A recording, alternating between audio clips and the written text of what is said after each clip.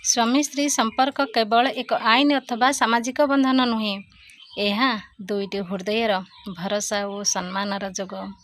जो स्वामी निज भूल को लुचेबा पाई स्त्री को समस्त सामने अपमान करे, से प्रकृत में निज सम्मान को धीरे धीरे हराए। रागरे कहुवा कटु कथा संपर्क रे गभीर घात करे। स्त्री को छोट करी केही बड़ होई पारिनी। प्रकृत स्वामी से जे स्त्री को सदा सम्मान दिए, भूल हेले निजे स्वीकार करे, समस्या को घर भितरे शांति रे समाधान करे, बाहरे नुहे। स्त्री को भावना को बुझी सहयोग करे, जीवन साथी को समाज सहयात्री भावे देखे। संपर्क रे शक्ति देखैबा नुहे, भल पाइबा और भरोसा देखैबा दरकार।